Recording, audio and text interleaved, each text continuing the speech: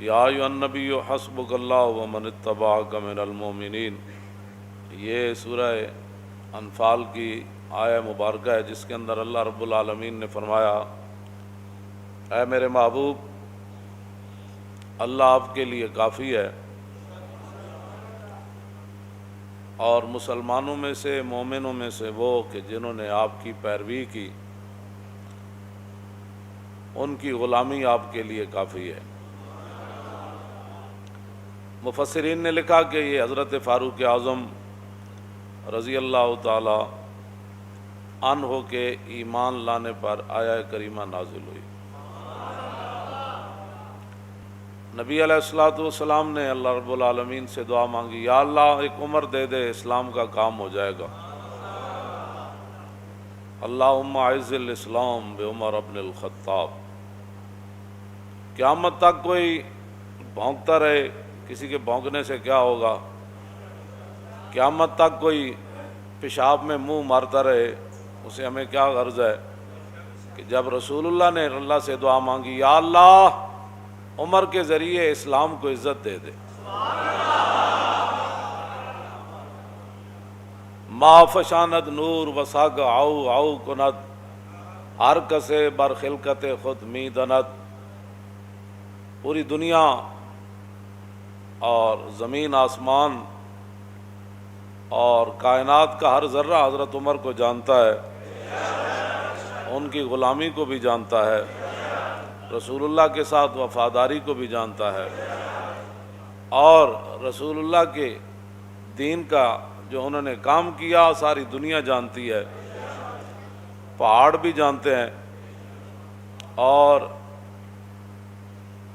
جو حیوان ہیں وہ بھی جانتے ہیں۔ جب فاروق اعظم رضی اللہ تعالیٰ عنہ کو لولو نے دو دھاری خنجر جو ہے زہر سے بجھا ہوا زہر آلود حضرت عمر پر دوران نماز، آپ نے اللہ اکبر فرمایا یا نہیں؟ صحابہ اس بارے میں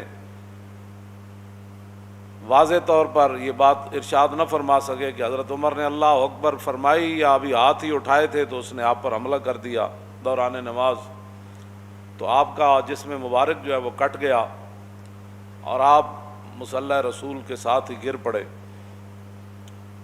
تو بعد میں صحابہ پھر ایک حکیم کے پاس گئے، آپ کے علاج کے لیے دور دراز اسے لینے کے لیے گئے کہ بھئی آپ آئیں حضرت عمر کا علاج کریں۔ جب وہ حکیم صاحب صحابہ کے ساتھ آ رہے تھے تو راستے میں کہنے لگے میں واپس جا رہا ہوں، حضرت عمر کا تو وصال ہو گیا ہے۔ وہ کہنے لگے آپ کو کیسے پتہ؟ آپ نے فرمایا یہ جو بکری ہے نا دیکھ رہے ہیں، یہ جو فصل کھا رہی ہے یہ اس مالک کی نہیں ہے، یہ کسی اور کی بکری ہے جو غیر کا فصل کھا رہی ہے، اور جب تک حضرت عمر زندہ تھے تو بکریاں بھی غیر کا فصل نہیں کھایا کرتی۔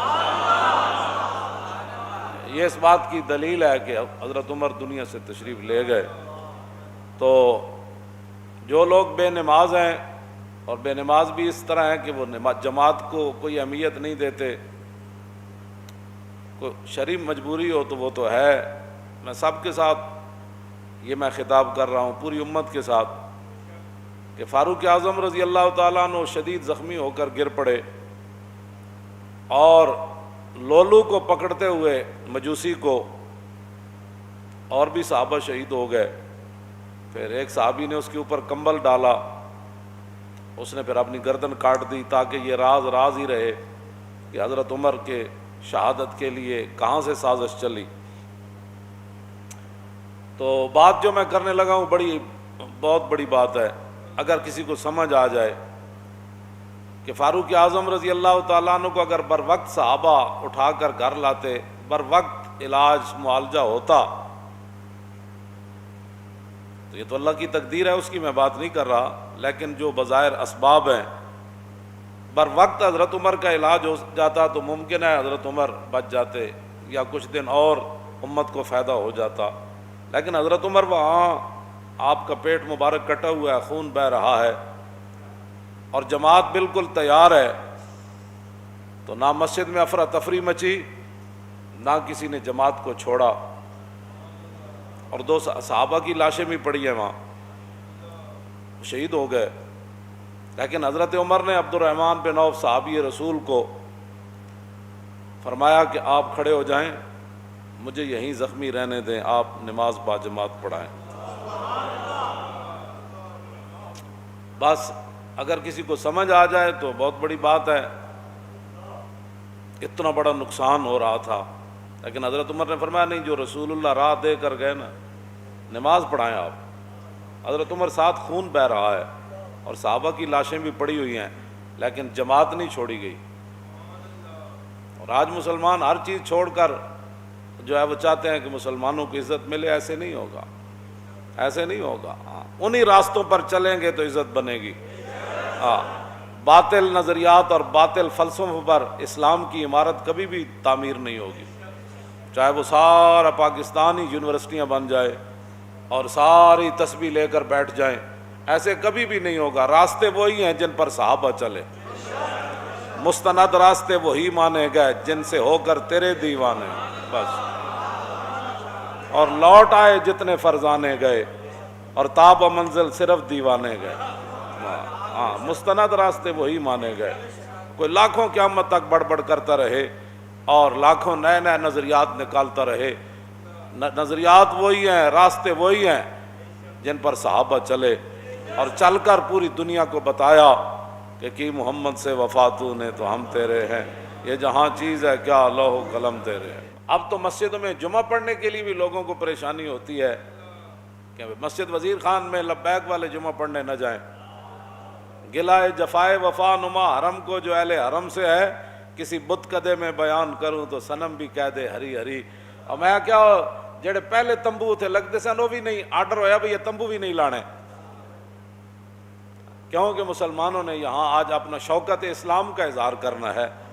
ہاں جی، اقبال کہندا شکوہ عید کا منکر نہیں ہوں میں، مگر قبول ہے فقط مرد حر کی تکبیریں۔ اقبال کہندا میں عید دے اجتماع دا میں منکر نہیں، لیکن اللہ اکبر بھی جنیاں دی قبول ہوندی۔ ہاں جی، جڑا اقبال مڑ مڑ کہندا اے حلقہ درویشاں او وہ مرد خدا کیسا، او حلقہ درویشاں او وہ مرد خدا کیسا، او جس کے گریباں میں ہنگامہ رستا خیز، جو ذکر کی گرمی سے شمع کی طرح روشن۔ اقبال کلندر لاہوری ایویں نہیں گل کیتی۔ دسو یہ ٹرمپ نو بھی اگر گل پتہ لگے نا کہ مسلمان جمعہ پڑھن جا رہے سن تے سرکاری سطح تے جڑے تمبو لگتے سن وہ بھی روک دیتے گئے، تے ٹرمپ کہے گا اسی بھی اسلام دے اتنے دشمن کوئی نہ، اسی تو اپنے چرچ دیتے نمازاں پڑھن واسطے، اور تسی اپنی مسجداں میں نمازاں پڑھن تو روک دیو۔ اوتھے کوئی جناب کوئی ہنگامے تے نہیں سن ہو رہا ہے، نہ کوئی تے بات ہو رہی سی۔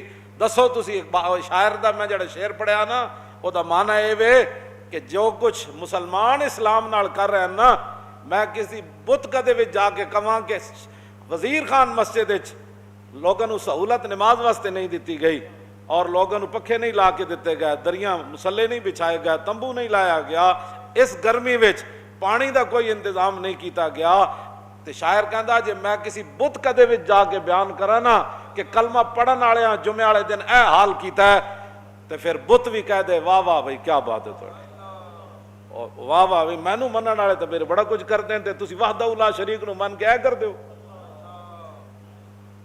بہرحال اپنے آپ امت مسلمہ جب تک نہیں بدلے گی ایسے ذلیل برباد ہوتی رہے گی۔ راستے وہی ہیں جن پر حضور کے غلام چلے۔